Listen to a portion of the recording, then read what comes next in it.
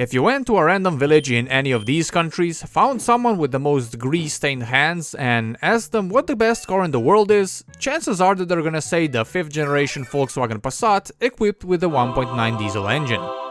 I have been told this by so many people, and it's also all over the internet, all across different forums, threads, posts and memes. There's nothing but praise about this 25-year-old family car.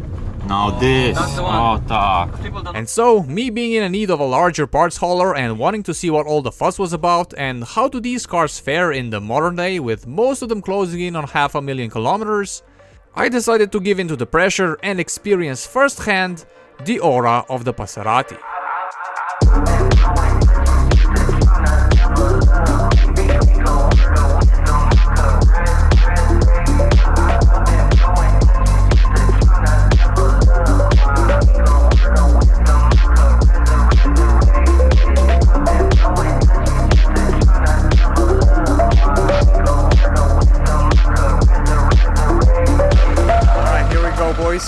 Our new wheel battle for the channel.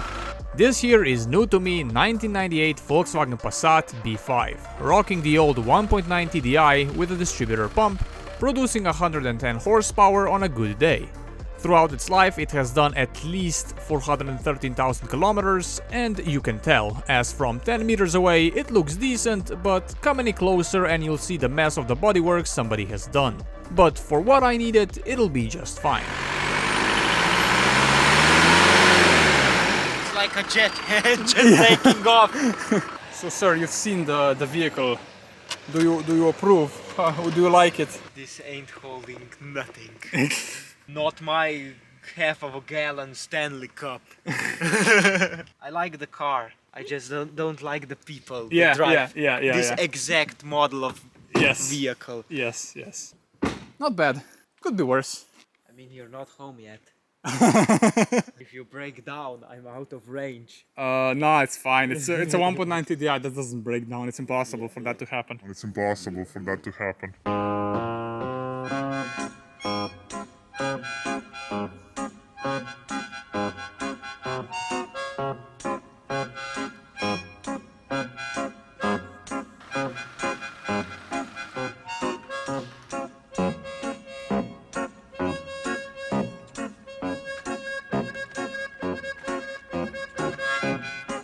Well, that was certainly unfortunate. If you can rely on anything, it's that given the chance, I will buy the shittiest of shitboxes known to man. On the way to the shop, our coolant pipe has decided to commit seppuku and spilled its guts, completely emptying out the coolant.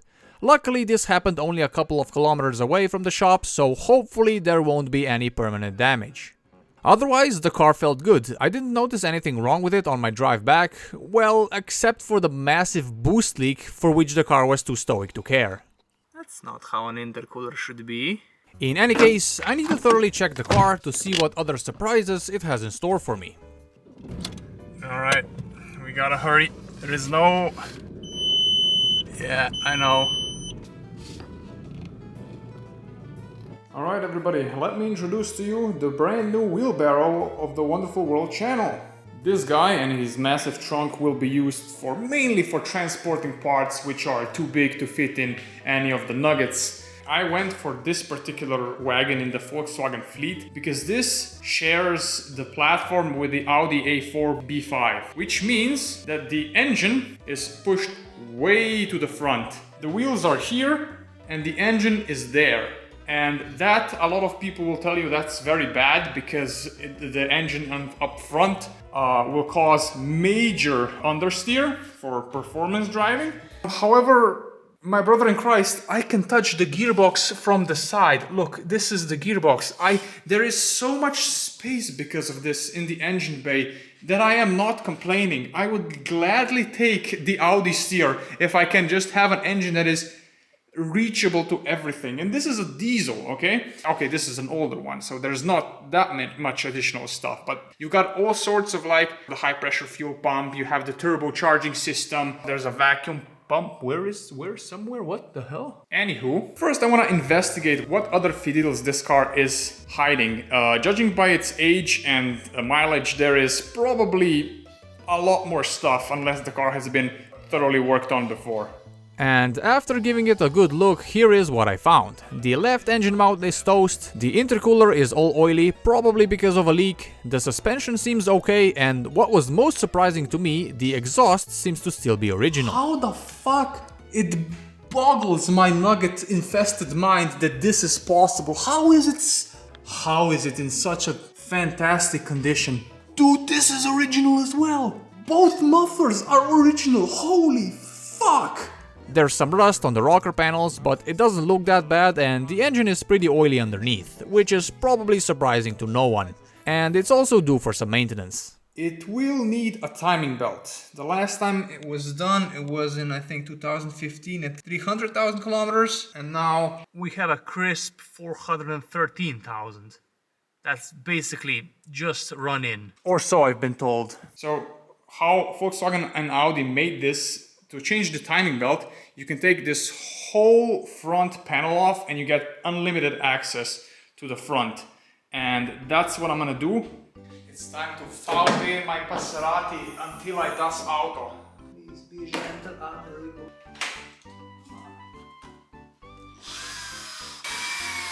Well, this didn't take long, but already we have the first signs of the qualification.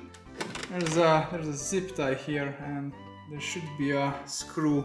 Great signs for what's to come.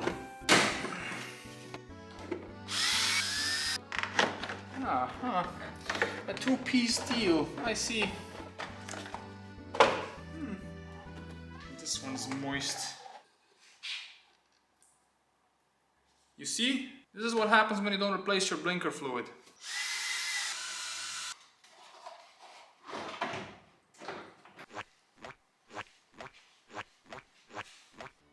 I am very pleased with the way they designed the front end, especially this AC condenser, which is always in the way on most cars, but here the lines are long enough so that you can simply just move it out of the way completely. Alright, these are big important bolts, and they're Torx. That's a little warning to not fuck this up. So that's why I'm gonna give them a generous keeping portion of penetrating oil. Okay, pray for me. Okay. Okay. Yeah. Well, shit. That's unfortunate. Oh dear, no. He is gonna break. Yeah, I've been doing this for long enough to know when a dingus is a dingus. Ah, ha, ha, ha, ha. Yes, baby! There we go. You are partially the reason that I have this, yes. I blame no one. I was a little worried at first because I didn't know if I should go for a diesel, because I don't have good experiences with diesels so far. But apparently these are bulletproof, so I guess we'll see. How was the ride home? Oh, the ride home was excellent. It would be a little bit better, yeah. We were only like a couple kilometers away from here when it happened, so I hope the head is not warped. If it is, then we PD 150 so. No, we scrap it. No. I yesterday already took off these fuckers, because I know they usually are problematic. Though you can see here, everything is a little moved, because the crash. There should be a little pin here, like on the other side, which centers it, show you where it is. But yeah. Also, this light is absolutely broken. It's broken here and also here. Somebody did a little bit of a diddle. Of course, the thing that deformed. Ah, the pin. Yeah, it's now locked in with it. Like movers, we move it. You want Passat in your room or? Yeah, right next to my bed. And now I have the whole front of the engine is accessible. This is good. Great condition vacuum lines, huh? Yo, juicy. Where is this from? It's from the valve cover? Or intake manifold? This is interesting. This is a charge pipe, which is like also a part of the chassis. Yeah, There's a mount here. Or should I say was, yeah. Oh, look how much gunk there is. Yeah. Look at the intercooler. Yeah, I think we found your boost leak, man. Yeah, I'm also thinking it. Yeah. I'm also interested, like, what the pulley here looks like. There are two different pulleys. Yes, it's the good one. Okay. What's the belt looking like? I mean, yeah. I thought it was gonna be worse, judging by the age. So far, the 1.9 TDI, which is commonly regarded as one of the most indestructible engines in the world, is proving to also be pretty easy to work on. Though I am not loving the excessive use of Allen key bolts, especially the ones which were already overcooked. Oh, whoa! Yeah, I told you, it's fine. Okay. It's fine. Not that bad, actually. Yeah, still good. I mean, I would reuse it, to be honest. What's crunchy? The belt, I would say. Wait, why did it lose? Why is already? it? Did you loosen this? No, but I think I moved the tensioner. But the tensioner should go back in place. Yeah, it's not okay. So the tensioner is probably shot. This is one belt. Yeah, everything is one little guy. Ooh, okay, yeah. But it's better than in Skoda. Hey, go. So the idea was that maybe this is just a normal screw and we can unscrew it, or Yeah, the idea we'll was find out. that- Or maybe not. Well, that's one way of going at it. Are you gonna tell the people what happened here? No, they can just observe. It's lefty tighty, righty loosey. Yeah, so and we left elucidate it. just a little bit. Yeah, well, we'll get a new tensioner and that's it. Now we gotta test for boost leaks. We're just gonna check if the intercooler is really the point of the leak. Jesus. Yeah. That sneezing, I fucking scared the shit out of me. Now we fill it Boost with... up to 3 bar No! and stage 3. No. Yes. Alright. Wait. What did you Just do? go to the intercooler. Go to the intercooler. Did it... Oh! Let's find it where it is. Down here. Yeah. You can hold it. It's not going anywhere. And you can also hear this when you give it full beans. Anyway, new intercooler and that'll be golden. Next, we wanted to also remove the pipe that bursts, so I know exactly which one I need to order. This will be fun to reinstall it. That's a problem for future me. He's a very capable person, I hear. Aha. There's your problem. But okay, that's all the important stuff done. That's all for today, folks. Now we just clean it.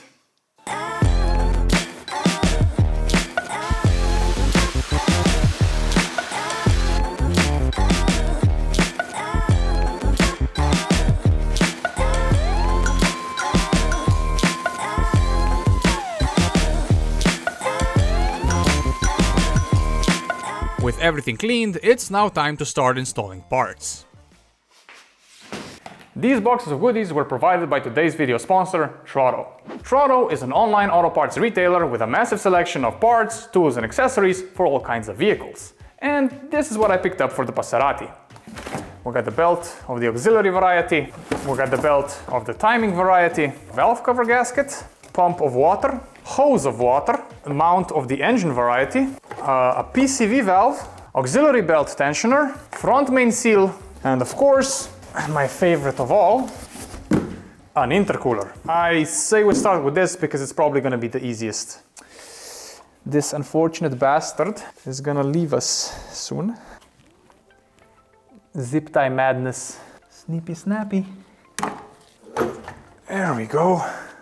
Look at what they did. Look at what they did to my beautiful boy. All right, sweet. Put this back.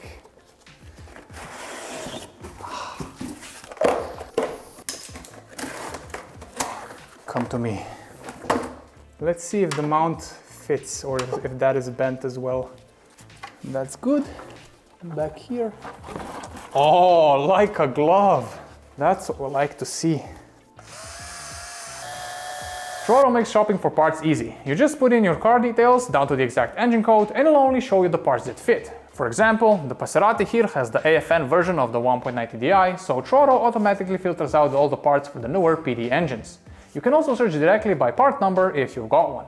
Alright, the next thing, we're gonna be doing something about this PCV because there is a suspicious amount of silicone in here. You're pretty tight, aren't you? Oh, that's why there's silicone there. Ooh, someone was a little bit naughty. I hope there is nothing that went into the engine. That would suck. Ooh, there we go, solved. Now we have to clean this up in the best possible way to not get anything into the engine. I think it would be best if we can just like pry it off in one piece.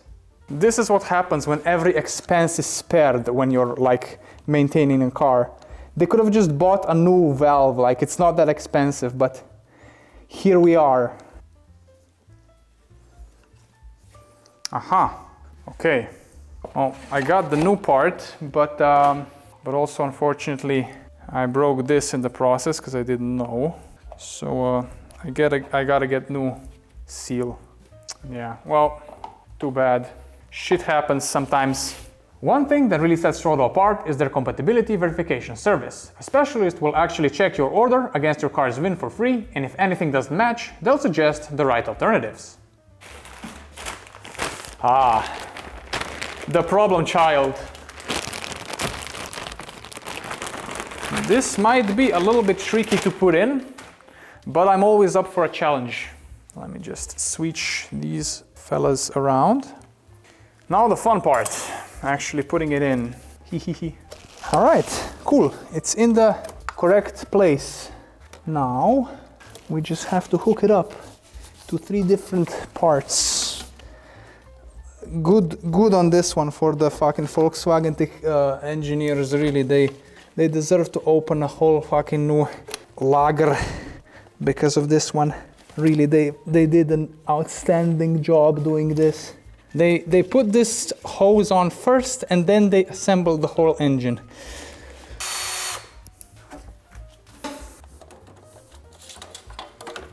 Maybe this will be easier now, perchance. This mount for the fuel filter is in the way. I will therefore get rid of it for good. No, just for 5 minutes.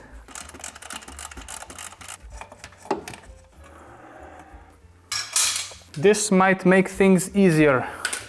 Oh yeah, now we're talking. The stars have aligned. The prophecy has been fulfilled. The hose is on. Holy shit. Here we go. Whew. This was a challenge, if nothing else. But we still have 2 more places where we have to hook it up, but I don't think those are going to be as difficult. Now we release forever. Holy moly. That's installed. And now dessert. Look, there's another one. You see, this is the 3rd one, and this one is dessert. That's on there, and now for the final touch. It's not as good as dessert as I was hoping, but it's still easier than the previous ones. Problem solved. Trotto also offers fast and affordable delivery as well as competitive prices. To make them even more competitive, go to the link in the description and use the code WONDERFUL25 at checkout for a one-time 10% discount. Let them know Zaki sent you. And thank you very much Trotto for sponsoring the video. Okay, now we just have to put all of this stuff into the car. The engine mount and tensioner. So I've done some googling, and apparently you can take this off. There is a bolt back here. There we go. Oh, I understand. It's from the back.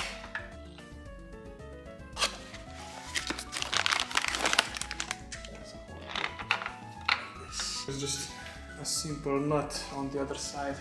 Damn, this car is simple in the best way possible. That's much better.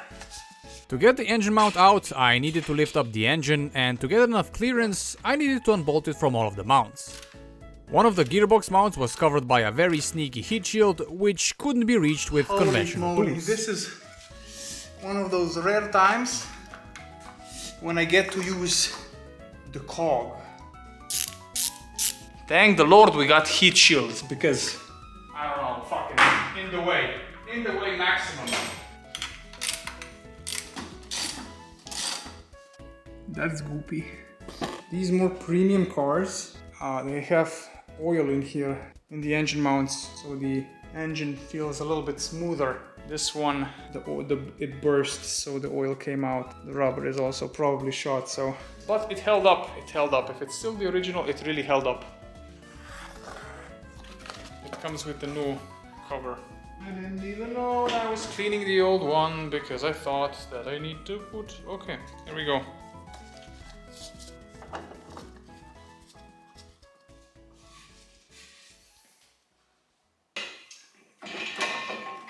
Silly of me. And now it was time to tackle the final boss of this maintenance job, the timing belt. I came prepared, armed with a service manual. Step 1 is to find the zero. That's what we were looking for. Then to lock the camshaft, I needed to get access to the camshaft itself, so I had to take off the valve cover. Of course there's silicone here. Go. What crimes against humanity are we gonna see? It's impressive how well this engine is put together. I mean, it's simple as all hell. Now we just slide this little ruler in the camshaft.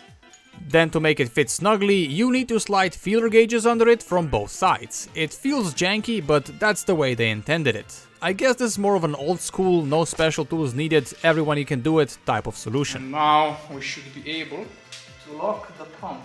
The thing is, this is an older mechanically injected diesel, and these need to have the injection pump timed to the engine like it's like a gasoline engine with a distributor. It's the same thing. This needs to be timed.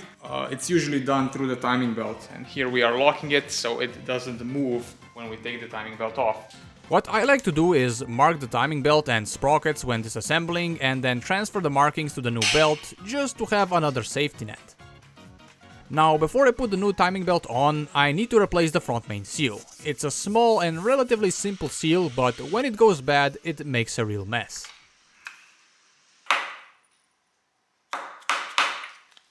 I'll also do the water pump now. Usually it's driven by the timing belt, but interestingly, that's not the case here. Still, I'll do it now with everything disassembled, as I have plenty of access.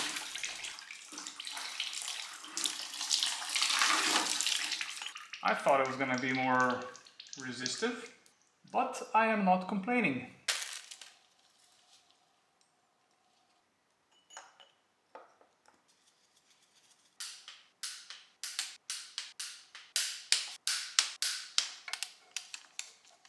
To get the timing belt on easier, you have to loosen the camshaft sprocket. It can free spin like this because it's only attached to a conical surface of the camshaft and then squeezed by a bolt. I guess this is also a little old school way of doing it, instead of the newer idiot-proof only fits in a certain way type of thing, which I prefer. Anyways, time for the new stuff. The kit comes with a new belt, upper roller, tensioner and some new fresh hardware. First I installed the upper roller. 1.5 millimeters. And then I struggled for a good half an hour trying to put the belt on, as the crankshaft wasn't locked, because that did need a special tool. Well, hopefully that's it now. This is good, this is good, this is good, this is good. And now, let's check this, if it's still there. It is. Oof. Got that diesel compression. Big boy compression. Is that TDC already? Oh, it is, yeah. Alrighty, that's done. Now I could start putting stuff back together, starting with cleaning up all the silicone that was used to seal the valve cover and install new seals. Yes, good.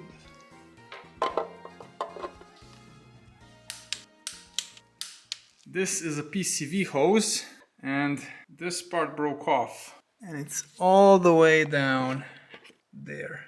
That's gonna be fun to reach that. Yeah, that's lovely. The new one. Hope this will just work. There we go. PCV hose installed. There we go. And also new PCV.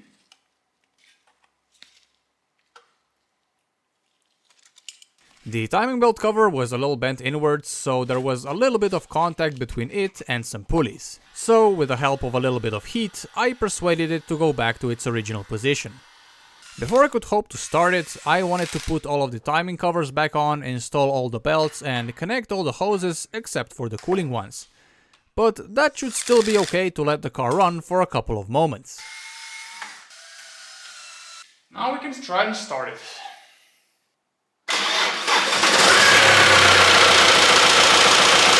Now, having confirmed that I completed the installation without any unpredictable fiddles, I just have to finish assembling the front end. It just runs, okay. It just runs. Fucking thank God, it just runs. It's a fucking 1.9 TDI, it just runs. Also, people with longitudinally mounted diesels can let me know if the engine shake is within tolerable levels here, or do I need to replace any more engine mounts. I then put on the front panel, routed the cables, connected the coolant pipes and filled the system. You do not deserve fresh, clean coolant. You can have whatever is in here. There's a bunch missing, so...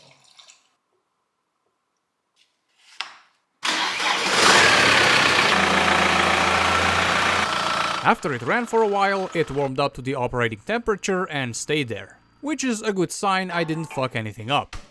Then I just had to finish the job by installing the bumper, grille and the engine cover, and of course the cherry on top was the timing belt sticker.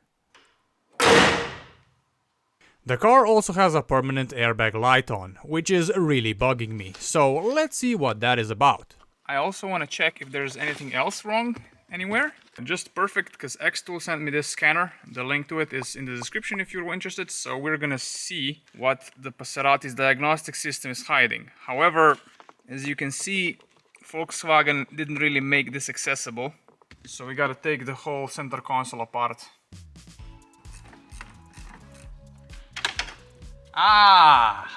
Here we go. It's doing it.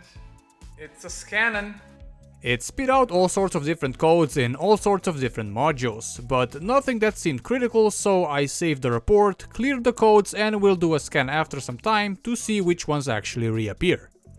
But when it came to the airbags... Control module faulty. That's not something we wanted to see. I've done some digging and I found the module. It's there. And I've also found some secret... What is this? Like... Oh wait! Deutsche Mark! Holy moly! What? I'm getting excited here as this is the money my parents used back in the day. They told me stories how they would go and buy German marks as an investment because the Yugoslavian dinar was dropping in value every day due to inflation. Anyways, I'm gonna have to replace this module, but I'm gonna do that in the next video.